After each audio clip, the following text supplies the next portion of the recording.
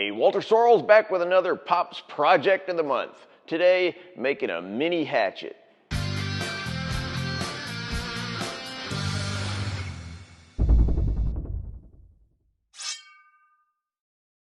Today on our Pops Project of the Month, we're making a mini hatchet, camp hatchet, pack hatchet.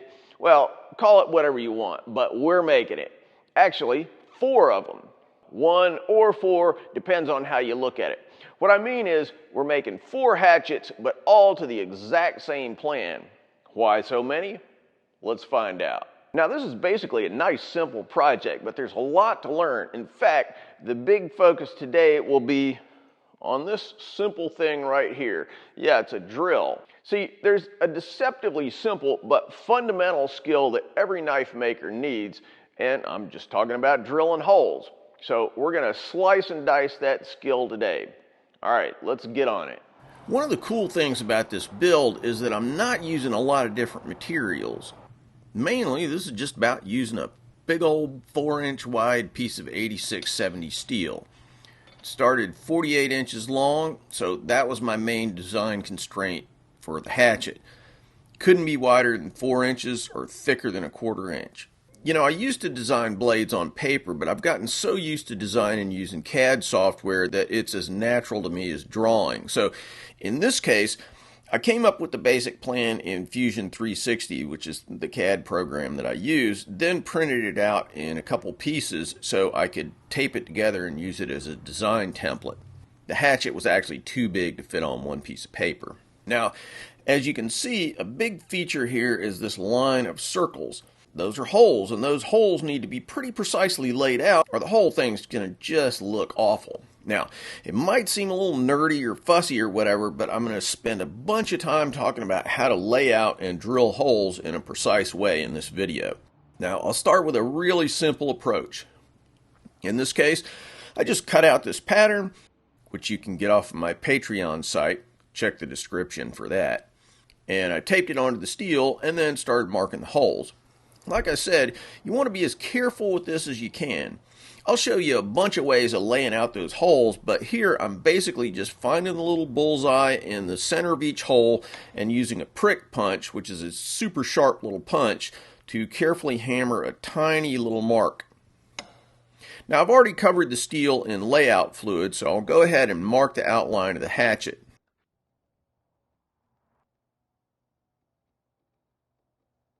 Then off comes the template, and I'll use a heavier punch to expand the tiny little divots that I laid in with that prick punch. You can use a spring punch,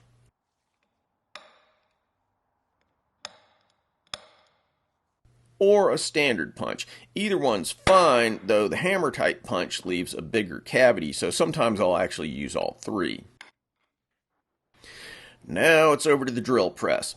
The way that I do this here is I bring the drill down until it's centered in the punch mark. You should actually feel it seating itself as the point of the drill goes down into that little divot. If you can't feel it, you're not in the right place. Then turn on the drill with extremely light pressure.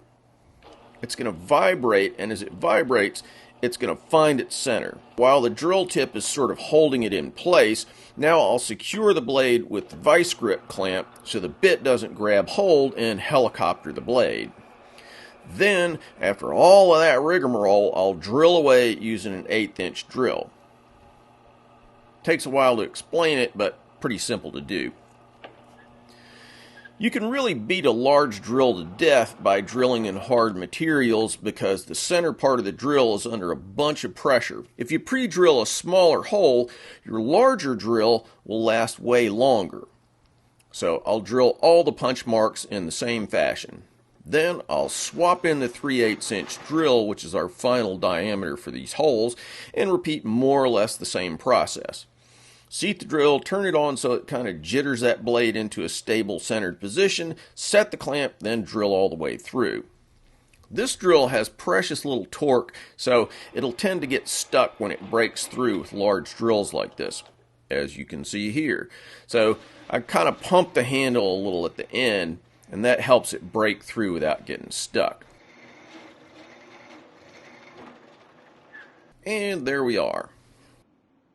Today's video is of course sponsored by Pop's Knife Supplies, your source for everything in the world of knife making. Now, Pop's just moved to a new location in Gainesville, Georgia. It's right here near Atlanta. If you haven't been there, you're missing a big treat. There's more retail space, more room for steel, more room for micarta, more room for belts and abrasives, more room for cool tools for knife making. What if you're not a knife maker? Well, they also have room for more knives. If you love knives, Pop should be a destination for you no matter what. And obviously, they'll continue to expand their already huge online inventory of blade making gear and supplies. popsknife.supplies. Okay, now a super simple method, probably the simplest method of drilling accurately placed holes. In this case, I'm using a drilling vise instead of those vice grip clamps. I've got one corner loosely anchored to the table, again to avoid helicoptering. Otherwise, very similar procedure to the other clamp. The only drawback is dependent on having a drilling guide, that is, pre-drilled holes in another piece of metal. But here I've got the benefit of having just made one, so I'll just use the first copy that I made of this hatchet as a guide and then drill straight on through the previous holes. If you're doing a bunch of copies of one knife, or in this case a hatchet, you can really save enormous amounts of time by using the drilling guide. Key point though, you're well advised to use locator pins to accurately maintain all the distances. Otherwise things can shift around and then they get out of whack.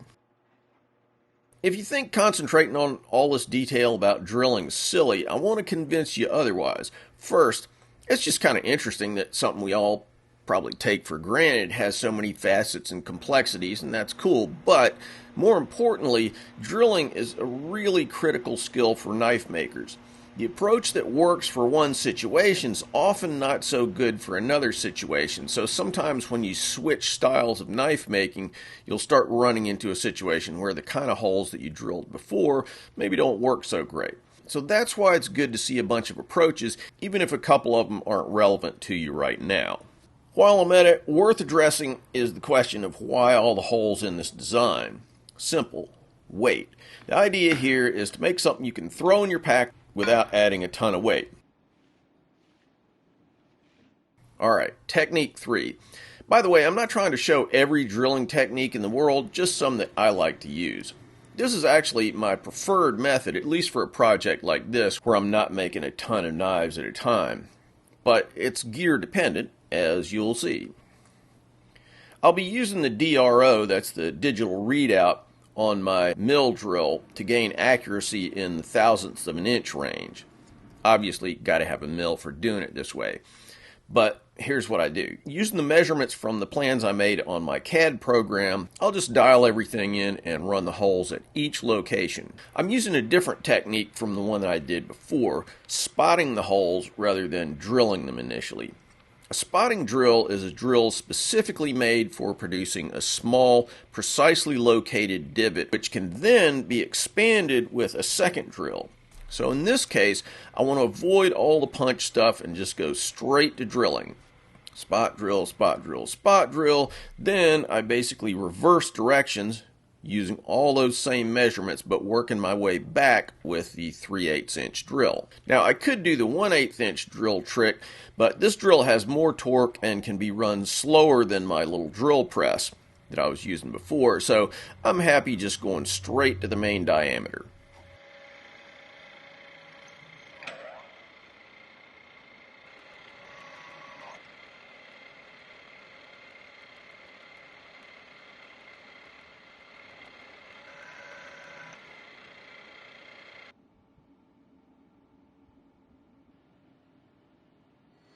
Alright, last approach, not relevant to hardly any of you.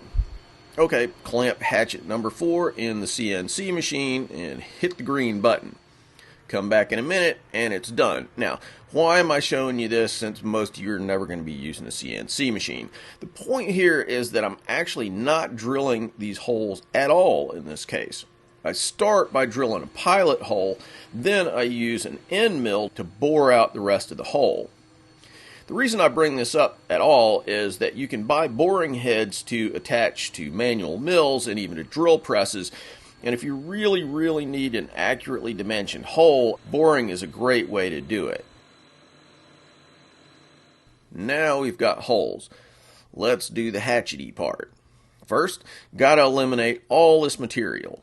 The big rule among metal workers is never mill or grind anything that you can saw. So, over to the abrasive chop saw. Boom.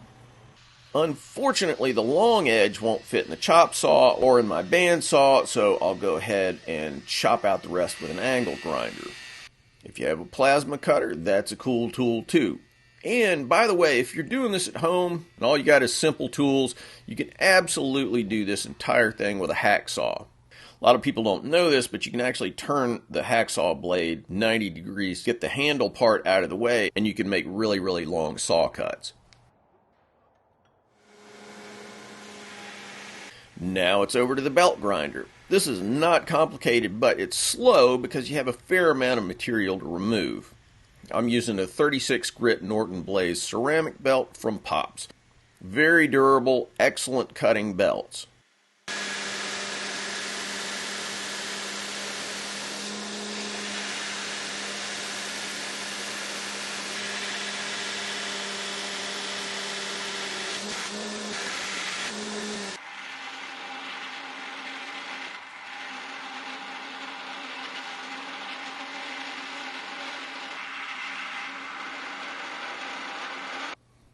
And there we go, starting to look like a hatchet. Next we're going to be using a material that's one of Pop's specialties, and that's vintage micarta, burgundy with little gold threads. As micarta ages, it changes color near the edges of the material, giving it some visual interest and complexity that fresh micarta straight out of the factory just doesn't have.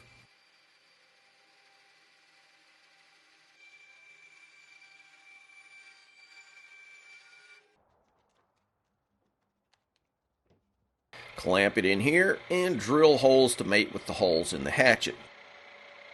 Just like we did before, locator pins are crucial here.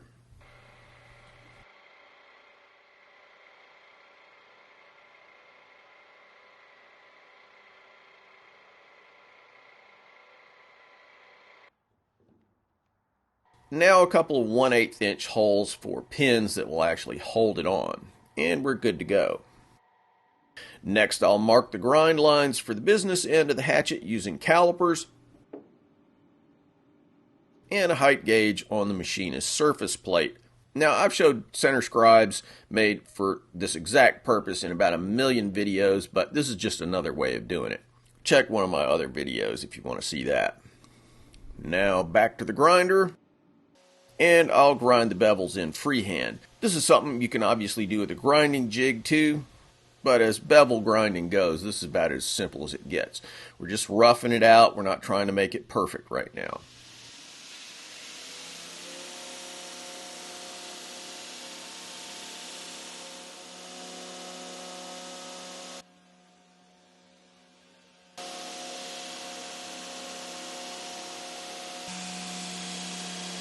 Now we're ready to heat treat. 8670 is pretty forgiving to heat treat, so you can do this in a heat treating oven or a forge and get excellent results. I'm quenching into a fast industrial quenching oil called Parks 50, heating to 1500, holding for 10 minutes, then quenching.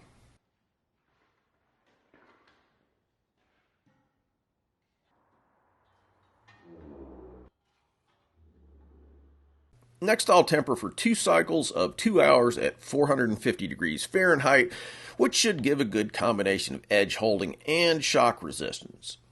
I haven't talked too much about 8670, but it's an excellent steel for the beginner knife maker, kind of a pet steel at Pops.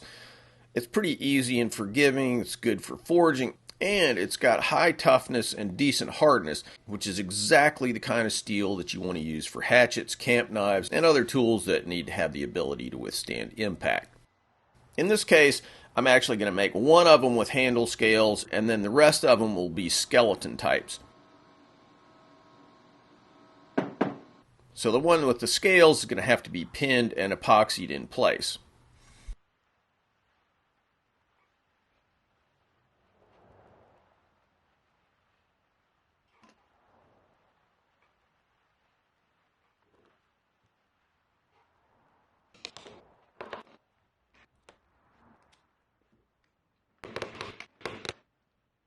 Now it's back to the grinder to clean them up.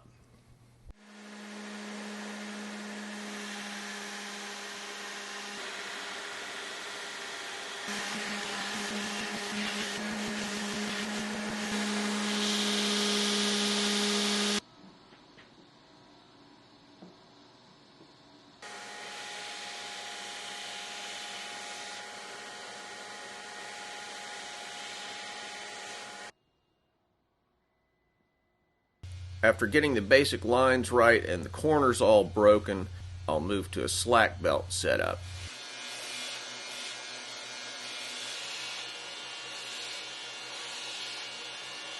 I'm still on 36 grit ceramic belts. Then once things get rounded off, I'll move up to higher grit belts. At this point I like using J-weight belts, the real flexible soft belts.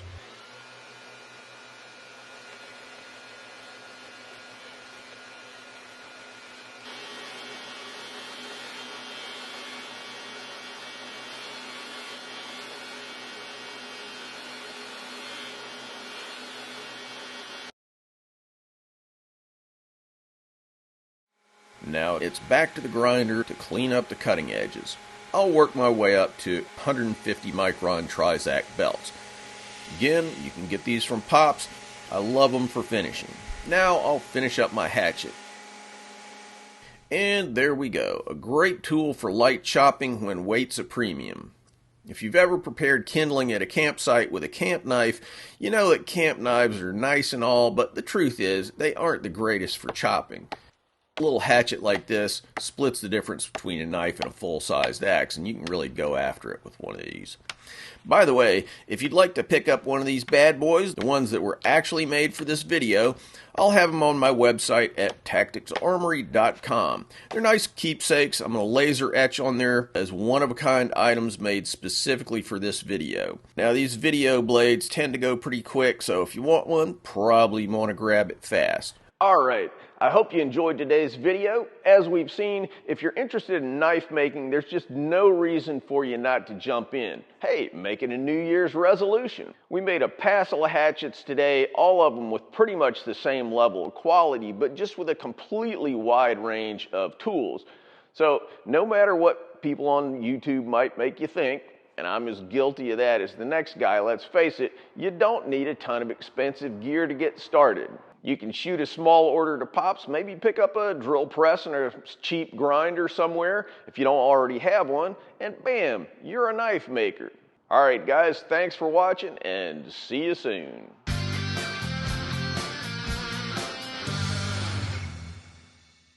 Thanks for watching, guys. If you like what we're doing here, please subscribe and make sure that you click on that bell so you get notified of all the latest videos. Want to buy a knife from me? Check out my modern blades at tacticsarmory.com. Digging the channel? You can support our video making efforts on Patreon. You know, I've been banging away on these videos for like 10 years, so I hope you'll show some love for all that hard work. Link in the cards and descriptions.